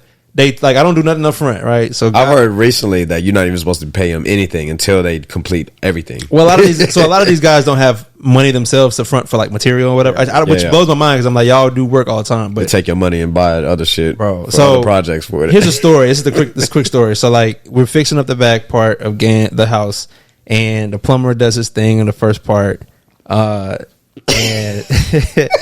and so second part, we get his permit, he finishes. I'm like, yeah, here's the bread. Mind you, this is how we work. Like you finish the thing and like I get you your bread. Like we're good. Yeah. And he so there's parts of like when you do plumbing, you can't finish until like another trade does their thing. Like a plumber can't get his final permit because it's like the cabinets have to be set, like, and things were moving. Like we was getting we knocked that like thing out in like we knocked it out quick. So mind you, everything's going fast, and I'm telling him, hey, stay tuned because we're gonna get these cabinets in. We're gonna get this thing going. Man hit me up after his second permit, and he was like, all right, when you think you're gonna be ready for the next time? I'm like, yeah, I'll call you probably like a week, you know, which is fast. Like he was like, oh well, I'm going out of town, so I need you. I need you to like get it done like Monday. I said, yo, it's like Thursday. Rush you. Yeah, it's Thursday. It's 4 days. Are you want to get the cabinets in? I'm like, yo, do you have somewhere to go? Because I can call somebody else. Yeah. He's like, no. I just try to get it. So day after he calls me. I'm worried now. I'm like, why is this man blowing me up for work? Like, so it seems like he kind of needed money, right? So here's my funny story, right? It's not even funny for me, but I end up pushing. I got this thing done quick. We get everything in there. He goes, does his job, but he knows I don't pay until you get your permit. Yeah, get your final permit. So I'm not gonna just pay you on work done, and all of a sudden the inspector come out and be like, this wrong. And lo and behold, he calls for his permit. He doesn't know that I have a text message thing from the city of Houston. So that as soon as the inspector comes, the comments happen, I get a text message. So it says inspection project number whatever failed due to shit. But it's not a big. It happens all the time. Like nobody ever. Yeah. But so it says failed due to something small. Inspectors be like, your pipes outside need to be properly sealed or whatever. Yeah, so the problem is you have to go back in, call for another inspector. So it'll be another day. And this was like another Friday. So I'm just trying to give y'all a picture. The days might be adding up, but it was a Friday when he did this, right? Yeah. So this is the funny part of the story. So what happens if this is a Friday? If you messed up, the inspector won't be able to come back to that Monday. Right? He must needed that money like bad. Had to. So this man goes up and I wish I had my phone. Actually, Kendra has it, but I have a picture of this. Like y'all would cry laughing. He goes up to the window, and my electrician got his final permit, or one of his permits. He takes a different colored pen. He takes a different colored pen. He writes on there. It says electrical, and he writes a plus sign, and it says in plumbing. Stop it, bro. Right, and then he put on there. He checked off the box that said plumbing final. Nah, and what he also did was I have him send me a picture of the green tag. Because it's green, that means you know. Send me a picture when it's finished, so I can pay you. So he sends me a picture, and I almost, because I trust him, I almost looked at like, all right, green tag bet, and I was like, wait, I got the text like, how you? So I was like, so he sent me a picture, and he was like, passed.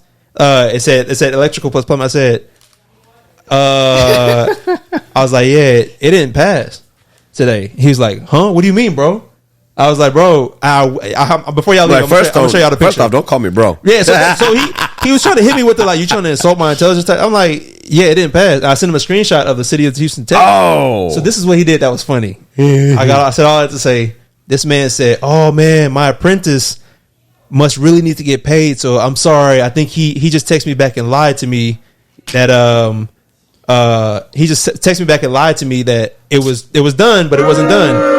Tell me why I go back to the picture he sent me, and I have to show y'all this, right? So tell me, you got his reflections in there, bro. Let me go get.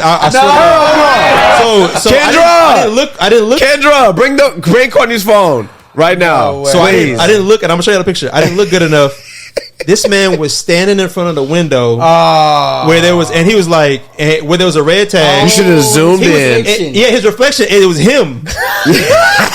And he was like, hell no. And like I go back to my picture, I was like, so this man took a picture of a false thing, and it had the red tag right next to it. Trash. That's terrible, let me see. Bro. And so I was like, thank you.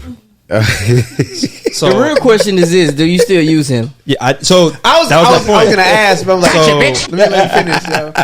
So where is he? Because if Home did that one, that's up, bro.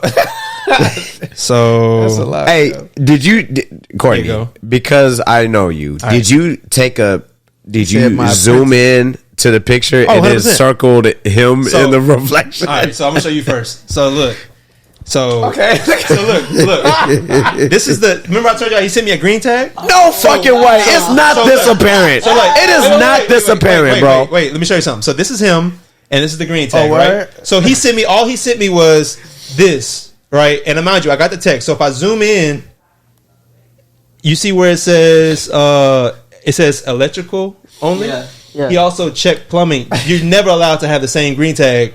Like they have their separate ones. Yes. So, and I mind you, I got a negative text. So then, check this out. Hold on. This is actually what it. So, and he slapped another one on it. So this is what I found out. Or under it. My I actually skipped this part of the story. My general contractor. So this is still him. Mind you, I don't know if you can see the body. Yeah, whatever. General contractor that sources the contractors. Told me he called me before I could address this. He was like, "Hey man, just letting you know, I don't think you're finished. You got a red tag on the house." And I was like, "Yo, like I'm so confused." I'm like, "Dude just sent me this. It's right." And then I got the text. It was wrong. And then I said, "Yo, I think I don't think we passed the final plumbing." He was like, "No, I passed. I just sent you the green tag." And I said, well, I got a text. I sent him a screenshot of the text that said it failed. Yeah. It failed. He texted me back, "Oh, you know what? My apprentice sent me this photo, and I just forwarded it to you because I think honestly, bro, I don't trust him. He all he wants to do is get paid. But it's you that took the picture. I go back to the picture. I was like, I'm like, bro, this is you. You zoomed in. I zoomed. I'm like, bro, this is. And then what did he say after that? So, LOL, ha ha ha ha. So or ja. So look, I don't keep my messages deleted after 30 days, but it might be in my WhatsApp. Look, I'm charging him up, right? Yeah. So here's the thing. I love that. And then I'm showing him this, and I'm like, bro, this is your body too. And so we met in person. Yeah. Because he finally had to call. I said, bro, just call, get the thing right, bro. Like just get it right, and then come talk to me in person. If you just needed some money. Bro, he pulled up to me. I wasn't going to give it to you. In Westheimer for my job. Oh my God. And like, this is the first time I've experienced somebody like fear me, like as a, like, you know, I'm talking about this. It was dude was like, I'm so sorry, bro. Like I just, you know, I was like, bro, like, you fucking right. Cause I was like, bro, we've done could like, expose you. And I was like, bro, we've done so many. Together. Yeah, I hit him with the, and like, I realized like my style. I was like, yo, we did so much. I gave you so much work. Yeah. Bro. Like, I got you in my homeboy crib. Like, he was really doing my homeboy crib at the time. He was doing mine. He was doing. I sent him my mom's crib to finish the. And I was like, bro, like, what's I gave up? You so much business. Yeah. And so he gave me the sad story. Like, yeah, bro, I really needed the money. Like, it was to never happen again. And so I hit him with I said, look, bro, next house, you're doing it half price. Not only are you doing it half price, I'm not paying you a single dime until it's finished. And I get the green tag.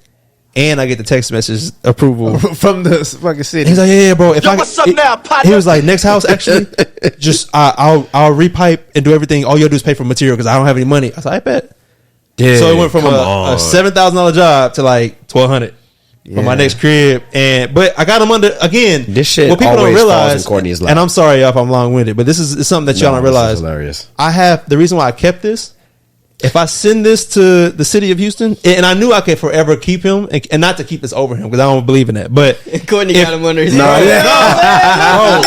some mafia shit right If I send this to the city of Houston, this man, it's over for you. He would never be able to. It's over for you. Yeah, that's his trade. So I'm not saying I would mess his life up, but he knows that this can literally ruin because when you're a trade, that is what you do. But like Edgar, listen, you got swear. So you literally can only he would have to pivot from being a whole plumber to like an electrician. You know what I mean? Like Dino. Yeah. So Courtney was like, so how many kids you got? Nah, bro, I wouldn't go hold it like that. I was just like, think about what they would think of this. But he had sent him a picture of his family. Is this your house? Is this where your wife goes to yoga? Not shit, nigga. The crazy part is I got his ID too. Like he sent me his because I always do that. I always pull certain things like, hey, my lender needs to know who I'm working with. So send me your ID and send me your webpage so I can remind you. I keep everybody's stuff. Gosh, bro. Yeah, that's so hell yeah. Like them Airbnbers.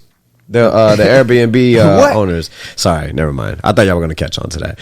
I was long with it. I'm sorry, but it was that was hilarious. That the build up and everything. I wish the people could see that, but you gave a vivid enough description. Maybe you can zoom in. I'm not gonna deny. Expose, man. I'll do that to that boy. For our listeners, the description, it was a little round, chunky man, and when I tell you that we can literally see when I literally tell y'all listeners that we could see him, like everything, how he was shaped, his facial, and how big his nose was in the reflection, and then you zoom in and you were like, bro, I literally bro, that's see you you. looking with your stupid fat look on your face. Chill. I know, right? All right. That's crazy. All right. Well, I think that's enough. I mean, any last things? Dino, did you have any? No, man. Quick, this has been highly questions? informative. Yeah, very informative. Yeah, man. I think. I have more questions, but God. Well, and it's dope because it's like anymore. You got Courtney who for lack of a better term is a young OG in this real estate thing. The fact that Holmes you're still very much blossoming and learning, right? But like I went to him like to hit him like, hey man, this is something I want to get into. That's the next frontier for sure. Just let's chop it up. Only 3 years in the game, but acting like a 6-year, 8-year Not veteran, even acting right? like it. It's just like performing like. And I know he probably feels like, bro, I'm just getting started because he really is just getting started. Nah, I really doing am, laps bro. around people. But I'm not, bro. For people who's been Stop being doing humble this for the about it. same It's okay. period of time, it's like you've, however lucky or however like well timed or strategic or whatever, like what you've managed to do is really dope. And I'm like, okay, Thanks. like what do I need to do to start to like? Because we talked about it, like what my goals were, like what I want to do. But what's dope is that like where you are. And the fact that y'all have a working relationship because how long you've been doing what you do, and then you want to get into investing, and you're likely, I'm sure, will be there soon. Right. Investment property, and then like for me, that's the next frontier, likely to be next year. But like the fact that like that's something that all of us are into, and just generationally speaking, our generation, I know more people now who own shit or are trying to own shit than anyone. Like when I talk to my parents, they're like, "Oh yeah, that's dope," because anyone before our generation. Oh yeah, that's not what they were on. That's not what they even were teaching. I mean, like speak for myself, my people. That's not what they were teaching. That's not I think what they Gen were X, Millennials, and Gen Z are changing that narrative as far as ownership across the board, real estate, stocks. And just investments Businesses. of all different kinds. Yeah, Businesses, I mean, right? just Exactly. like, Establishing businesses from the ground up. Agency, bro, like Multiple. autonomy, Plural. The fact that he can Right. make. He can make his own schedule. You could do what you want. Like that's the life I'm living. And bro, it's hard for me to even imagine going back to like a highly regimented 9 to 5. Yeah. It's because I can't even like that. My brain don't work the way. And listeners, I hyped up Ike because like he sells himself short, but this guy really is him. Like he was really popular in high school, popular in college. As well, like it actually transcended. He was telling me a story before we started potting about how he threw a party as a freshman and he had half the school sophomore, sorry, Yeah. before pledging Kappa Alpha Psi Fraternity Incorporated. He talked about how he threw a party just trying to host, anywhere from 50 to 70 people, and how many people showed up? Like 300, 500 people. They shut it down. And they shut down the building. And Las Fuentes. Luis was asking you, how could you do this to me? Yeah. But I mean, just seeing how you've not only leveraged your popularity, but you've backed that up and showed how, yes, pause. But you've what's the word that I'm looking for? You've provided the proof that, like, hey, it's not just my notoriety, but I also have the smarts with it. I have the education. I have the willpower and the resiliency to just thrive in this market, live in it, and breathe it, be educated in it, and help you get the gems and also thrive off of it as well. You as my client, and just, you're helping people building their generational wealth, or get it at the very least started. So, and to that point, thank you for saying that. But honestly, like 95% of the business I do, it's all people I know. So with that being said, you said our people, right? Yeah. Super facts. Super facts. But to that point, it's like, it's not a transaction. I know Courtney. It's a relationship. Yeah. And not to say the people that I don't know, I literally take care of everybody like you, my brother, or sister. And that's why I have to be educated, because real estate is referral based. Yeah. So if I do Courtney a disservice, why would he refer me to somebody? Yeah. Right. And literally Courtney's always. And you would think that people that know that, like when that dude, that brother that I was speaking about earlier, that fucked over that old lady on her property, right? Yeah. You would think that he would know that, be mindful of the referrals and shit, right? Y'all know how life turns 360 on that? Yeah. I sold it. So when I was selling the duplex, the first one I did, he had a client. He submitted an offer on behalf of a client. So he's actually a realtor, but he's also as well. And as soon as I seen his name come up, I was like, nah, go ahead and trust that. Like the agent that I used at the time, like their fiduciary duty was to tell me, yeah, this is the. I was like, oh, this is who? Okay, yeah, we good. We good on that. And I don't know if that's even legal for me to say, but like I was just like, I don't. It's just like I don't want to go down this path with this guy. Which Courtney said, "You don't trust me, huh?" No, I mean it's twofold, right? Like I mean, he almost wholesaled me a property, and then I was like, bro, like. Anyway, you have a moral compass. He's probably gonna tie you up and do a joint venture. Hey, 100%. Hell no! Right. To that company we was talking about. Yeah. That's what was gonna happen, Bro. That's what was gonna happen. But like I was saying though, to the point, like by me doing a good job with Courtney and all my people, like Courtney always alley-ooping me, like, hey, this person may want to sell, this person may want to buy, but he knows what type of service I'm gonna give him. That's what's up. It's always red carpet, bro. That's building. I don't care what your budget is. Do you know? Yeah, man. You know what time it is? What time is it, bro? It's time for Red Bill. Oh shit! Red pill, blue pill. I've been doing that a lot. Yeah, your dyslexia acting up, bro. Hey, Red pill, blue pill. All right, red pill, blue pill. We've done this segment before. This is a game segment. No, I'm sorry. Kind of like, what would we call this? An inquisitive segment? Scenario based. Sorry. Yeah, for Red sure. pill, blue pill. We've done this segment before. Dino introduced it, I believe, last season. And this season, Ooh, I got one. has a red pill, blue pill Well, for you all. I'm gonna kind of merge two resounding themes from what I'm hearing. So there's like the idea of like wealth and legacy, right? And then there's the idea of, I'll say like wealth and legacy. Then there's the idea of like relationships, right? Because we've talked about how this isn't transactional. This is building a relationship. We've talked about it's like family and friends who are a lot of your clientele, right? So, okay, I'm gonna mash them two things up. Here we go. Red pill, blue pill. Okay, you got to choose between two different scenarios, and neither one are really ideal, low key. So you got to choose. Okay, you ready?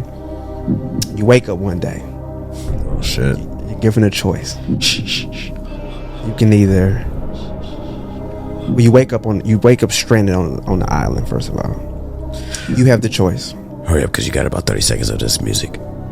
Okay, just run it back when it run out. Okay. Okay, here's the thing. You wake up. You have a choice. You can either be. You threw me off with the AIDS. You can either be. You can either. This nigga forgot his own I did. You threw me off with the fucking music, bro. Hey. Oh, I got it. Okay, I got it. Here it goes. Y'all ready? Hit me with the music. oh shit! This all I have when you around, bro. He shot. Hit me with the music. You and the. Oh yeah. I'm gonna shoot. I have like two more times. I ain't want to look at Courtney because then he won't have nothing for me. Okay, look, check it. Hello. Here you go. Okay. You wrote it down? Hell yeah. Okay. Now, would you rather be? You wake up one day, right? You're alone. Oh shit! Everybody gone. You have the choice. You can either be wealthy. You have all the money you could ever want, all the properties, everything, all your investments go right, but you're lonely. You have no one, right? You're barred from having any relationships, but you're wealthy and you can live any way you want, doing anything you want. Rich and lonely, and or you can have companionship, but you must live in like poverty, squalor. Courtney. Yeah, I'm not gonna be wealthy by myself. Like, I'm facts. for sure be. I mean, I don't. Money only matters because we. You know, but if we all pour it in like social fools, media, like, Well, no, just you, nigga. All your people, man. Like he's still him. Just you are sworn to like live in desolation. Oh, I ain't tripping. As long as I can still communicate, You can still communicate with people, yeah. I'm probably Okay. go insane by myself. Like, I feel like that's tough though too. Like that's a tough scenario. Like again, the no brainer is nobody wants to be rich by themselves. But at the same time, if this my guy and everybody around him is successful, it's like there's no way he's gonna be right. Because it's now normally I'm the one that not gonna happen. I'm the type that doesn't need a lot of context when answering hypotheticals, but for this one, He gets mad at us for asking for when I'm rich, if I choose for that first option, right? Yes. Can I at least interact with people? Like I can interact with people, but just nobody wants to fuck No with one me? remembers you. Nobody Just remembers immediately- me. But I can make new friends. No. Oh, Every interaction, let's just say, if I have to get some more context, Neglect. You can't build lasting relationships, but you can interact with people. So let's Nobody say, wants to fuck with you because you're so rich. I'm at That might Starbucks and be- I get a latte.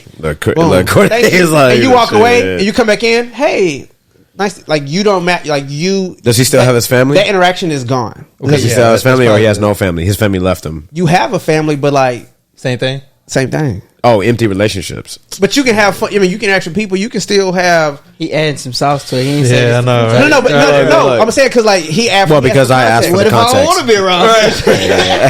Then would you change your I answer? honestly don't mind. Being invisible and wealthy versus having like. Okay, what if it was? Okay, let me narrow it down. I'll make it a little easier, Tizzle. I see where you're going. What if it's just romantic relationships? You can still meet people, but you will forever be doomed to never have companionship romantically, ever. Because Or you bitches can- just always want your money. Or I mean, sorry, just in women. this exchange, I'm gonna keep my- in this I'm gonna keep my pill. answer. This is you going. Yeah. I think because That's tough. Wealth is can cool, still have partners. but you Yeah. gotta understand too. Like once you get used to a certain like Jeff Bezos probably is really not wowed by a lot right now. No, like facts. I think that the one thing he yearns for He's is also like divorced. That's what I'm saying. Like, Yeah. but at a certain point, He got riled up to go out of space, my nigga. Like, when you start getting money, and he it's said, like, it's like, "I what I do am with it." done Yeah. with He's also the opening up earthly things. I pre-Ks want in the hood. Like, I want to he's doing see everything. some Martians. People don't know what he on doing. Mars. Nah, for real. He ain't the feel little kid come to thank you. You be like, yeah, take a leg hood. your boy. Angel investor in the Right. hookah lounge You on don't know third. where his money at. Nothing. Nah, that makes sense though, because like you say, once you got the bread and you been doing something so long, what it's else can like, you do? Yeah, what else can you do? That's crazy. philanthropy. Like you find a limit Go to to your space. happiness or your entertainment and excitement. Like I can't fathom that. Well, actually, I can. I can't. Shit. When you make so much money that You can't be. You think you can't build because you pre-Ks and haven't spaceships. attained all of your goals crazy. and your aspirations. However, coming from squander and coming from poverty, and then being where I'm at right now, Oh damn. I'm not saying that I'm rich at all. I'm just saying that I'm like a lot wealthier than what I used to be when I was, All of us are. Yeah. as a kid, right? But I just remember like what that felt like when I was a kid, and that was motivation for me to get out. Oh, However, I needed people to get to where I'm at right now. Thanks. And I thrive off of human interaction. And if nobody's fucking with me, that would fuck with me mentally. Yeah, I agree. T.I. said something. It's simple, but it's deep. Come on. He said, what do you some say? people, he said, some people are poor, all they have is money. Damn. Yeah. You don't have nothing else. Yeah, that's all you got. You don't have. You know what all that have means, is Courtney? money. Yeah. What does that mean? What does that mean to you? Why you? Damn. That's I a think question. what does it mean to you? To make it seem like What does it mean to you? what does it mean to you, JT? No. Don't flip this No, on me. I understand. Reverse it perfectly. psychology. I asked you first. I don't know. Tell me. You don't know? I don't know. That's why I asked you. But no, what he's saying I is, can do this too. what he said is I like learned from you. basically, in a nutshell, it's like, you know, people put so much emphasis on money, Yeah. they have nothing else. they're Like, empty. You don't have love. You don't have companionship. You don't have like the things Meaningful. that money can't Yeah. buy. You're not happy. So Right. you You're so empty. poor. Yeah, you all you have is money. And it's sad.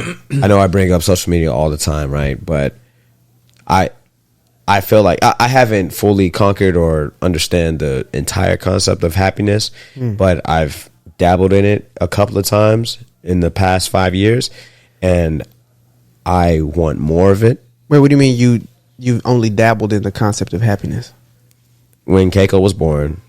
You mean and then daily when true moments of marriage, crossing, Kappa, that probate, coming back home from Kuwait,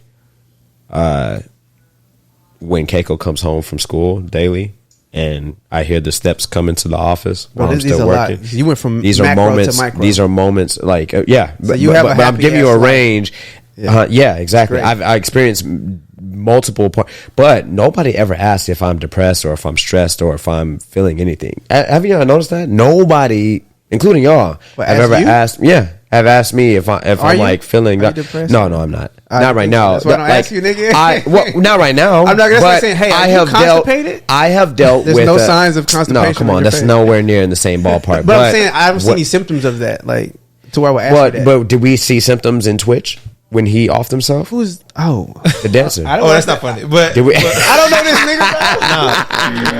nigga. But somebody may have. I don't know. You got to leave.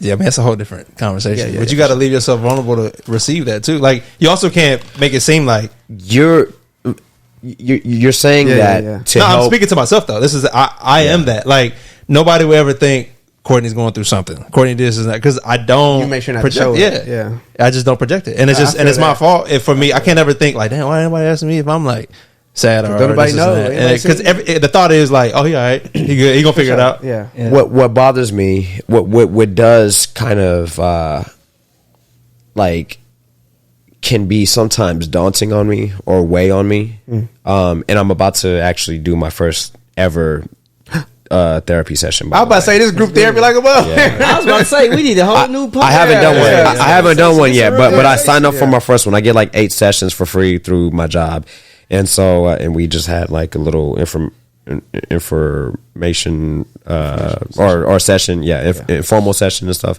Whatever, so I signed up and whatnot. So more to follow on that. That's good, it happens bro. Next month. I think everybody should go. Everybody says, "Oh yeah, that's good" or whatever, but nobody talks about like the feedback or what happens after or during. I have numerous times. You can run it back. Season 4, episode 20. No, Courtney, hold your thought because I know you're about to ask something. But what weighs on me is the comparison factor, like a little bit of like FOMO, like how we talked about earlier today, and then also like I can't help but compare myself to others. Oh yeah. I mean, like it's the devil though. Like I'll be vulnerable. It's human nature, but and people, will lie about it and say like I've never experienced that or I'll never deal with that or I know I have the mental fortitude to combat that. However, like for me, I experience that to this day, and with the happiness pockets that are happening in my life, and the goal, of course, for me.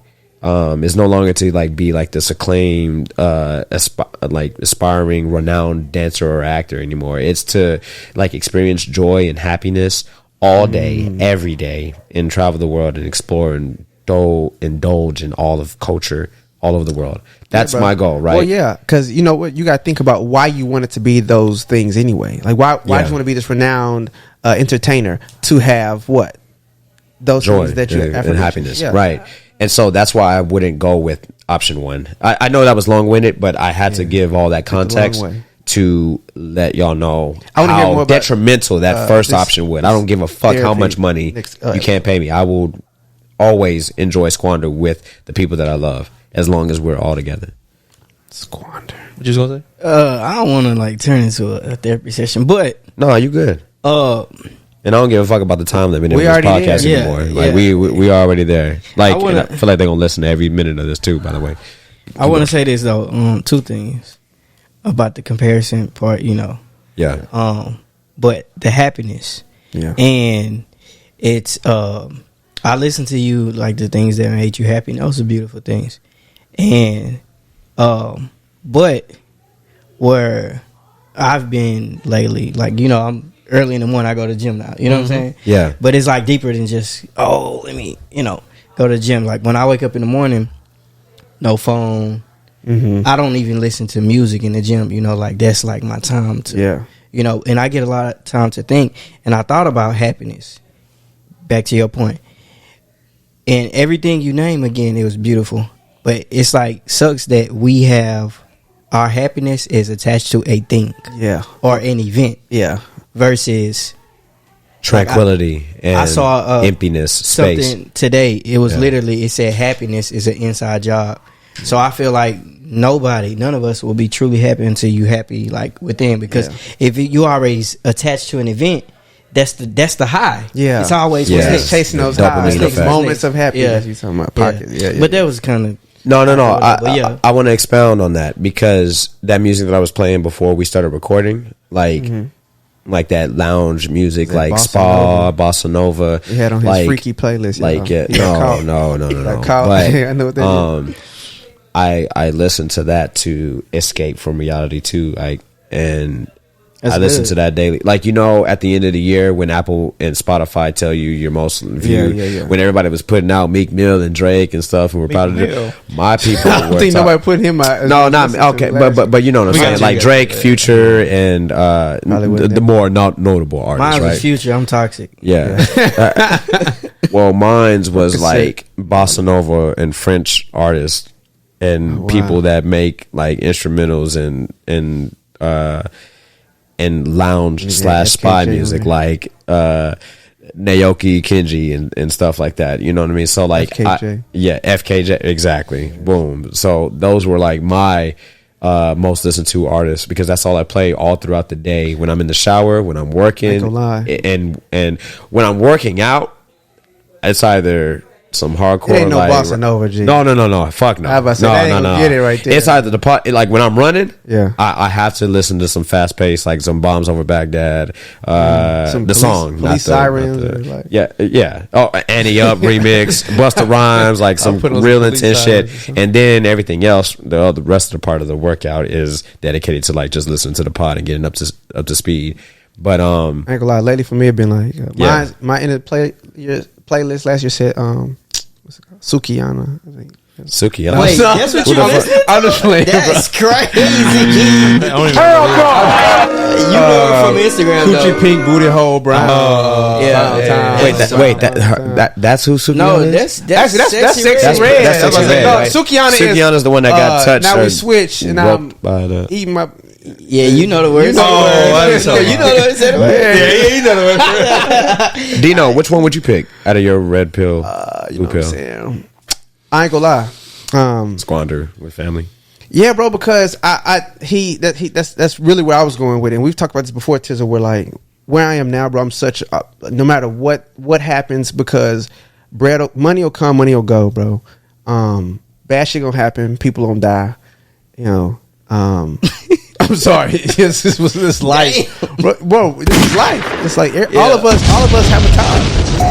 All of us got a time. We wake since the moment we're born is the moment we start dying. Like that's one way you can look at it. But anyway, I don't like looking at it like that. I don't like thinking about death. I don't like thinking about. I think that's what's different, because tragedies. I don't any have of that shit. I think and that really to take us in a whole nother like when niggas think about like when they say like, damn, we almost 40, bro. Like, stop. Nah, I celebrate that shit because you look forward to getting old. I don't. I look forward to say that. I don't look forward to getting old, but what I do look forward to is living. And so like I'm a living until I don't no more. Like I'm not finna worry about which actually is funny because one of my red pill blue pill was, we'll get into it next time. But for me, happiness, bro, is something like right now I'm living to protect my peace and try to live the dopest life I can, period. Thanks. And right now, to his point, I'm living my dream. Like the life I live, we was talking about this earlier, about like having family or being from a small town. Bro, the house I live in, the career that I have, the business I own, I didn't even know this shit existed when I was a kid. I never heard of this shit. It wasn't a thing anywhere in my cipher. No one did it. No one knew about it. So I truly am like living my dream in one sense. Yeah. And this ain't well, not to like undermine my accomplishments or whatever, but this ain't nothing. Like I truly feel like I'm just really getting started for real. And so that's good, bro. To answer your question, the short answer will be, of course, it'll be the option to have people and whatnot, because to me, I try not to tie happiness up into things but I look at, I mean, literally a lot of us, like in especially if you're in real estate, kind of, not as much because it's not like an hourly thing, but we traffic time for money. That's how a lot of what we do works. Salaries, all that you're exchanging your time and expertise for money. Like that's how society kind of looks at it. And so this is completely off topic, but your teeth are very white. You did a really good job. Like you did a really good job brushing your teeth, bro. I don't know what you did. Dino was punching it home with the point. I'm about to haymaker. Slam dunk. You call timeout, right? Yeah. I just missed the. No. But it's Mr. J now. You just gave me an idea, Courtney. Maybe I should just always interject and interrupt people, but with a compliment about themselves. I was gonna say this though. Just tying it into y'all's conversation and real estate and kind of what I'm doing. Yeah. I will say this, like the reason why I'm so hype about all this stuff is because to me I have an interest in it and I think I've figured it out. But the why behind it too is what you just said is like I don't plan on I think I told JT this one time, like my idea is to by a certain age I have aggressive goals, but like by 35 I want to have a certain amount of income coming in to where my time is no longer traded for money or at work. You know what I mean? Like, sure. So the reason why I'm so like analytical about each move, it breaks down and sometimes somebody could say you're doing too much or somebody could say like whatever, but this is my lane. And like in my head, I have told myself I want to make this amount of money in revenue by this age because I just want to live this life where I'm like with my, like every waking moment, like you said, I want to have control over every aspect. So everything gets deeper. It's not even related to real estate at all. Real estate is just the outlet. Like I've got my whys, and this is where I found will help me achieve those. Facts. So this is why I go so hard for real estate. Yeah. And for so I just thought that was right really across the table for you as well. Come on. Yeah, that's real. I know that's right. Aww. Like she can't even hear the sound effect either. Did you hear that? Oh, you heard that? Oh, okay. All right. Any last remarks before we close out? If y'all need a house sold, oh shit! Yeah. Ladies and gentlemen, give it up for our guests, Courtney Coleman and Isaiah Flanagan. Ladies and gentlemen, my guy. Man, the amount of dings and gems and takeaways that were happening and falling all throughout the pod. Easily one of our most notable episodes for sure. Let's get into the toast, shall we? Our traditional segment and our notable tradition just within amongst the partners. What are we toasting to, gentlemen? If you have anything else left in your cups. And it's bad news to clink with an empty glass, so let me see what I got going on. Yeah. Oh, do we have the decanter? Do we need to get the decanter? No, I mean, I got something up here. Okay, all right, cool. Anyway. All right, well, to finding happiness. Finding happiness, happiness and health. I like that. And investing happiness, health, and wealth into our legacies. Yeah. Toast to you all. Well, clink, clink. Let me drop my little juice. That's ice water. You're now tuning in to all right, ladies and gentlemen, thank you for tuning in to episode 53. Episode 2 of season 8. This is cool. Follow the partners on all social media platforms. Started with Dino. Hey man, you can find me at the dictionary. That's THE_DIXONARY. You can follow me at I Know JT. That is I Know JT. Corn Pop, don't stop. You can follow me at Courtney J. Cole. I think that's it. Oh, you changed it up? Oh, okay. Courtney J. Cole, y'all. Yeah, on Instagram. Oh, yeah. I don't post nothing, so All right. You can follow me at Realtor Isaiah, and it's ISAIAH. Realtor Isaiah. Oh yeah, you don't want to give the other one, your personal one, right? I only have one. That's all I got. What? That's not me. Facebook. Yeah. Isaiah Flanagan. All right, follow the Potnas Podcast on Instagram, TikTok, Twitter, Facebook, and YouTube at POTNAS Podcast. That is Potnas Podcast. For all of our latest content, visit our website, www.potnaspodcast.com, to stream all of our previous episodes. Leave us a 5-star review if that is an option for you. And if you enjoyed this episode. Y'all on Threads yet? Oh yeah, we on Threads. We posted a graphic and shit. I don't do anything. I don't either. I just want to say so. The Threads, the hood, really, bro. Yeah. Y'all fuck with X? I mean, It's too many to keep up with, bro. Yeah, I don't got time for that. Yeah, we ain't in college. Oh, you sound like an old man I'm right just now. saying, Gave bro, up. Once you give up, bro, it's hard to go back. I'm out here sending comes to Courtney. Ain't Not trying to.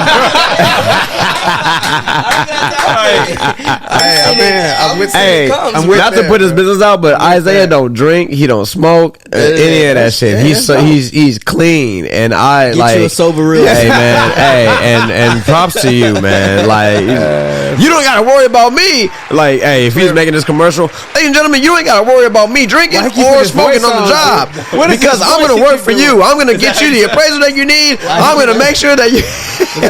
Is that the Texas Hammer, nigga? Why you keep doing that? That's the Isaiah Hammer, nigga. That's the rubber band. Okay, anyways. Yeah, man. Right? That's the mattress Mac. All right, we love y'all. We appreciate y'all. We out. Peace. Peace.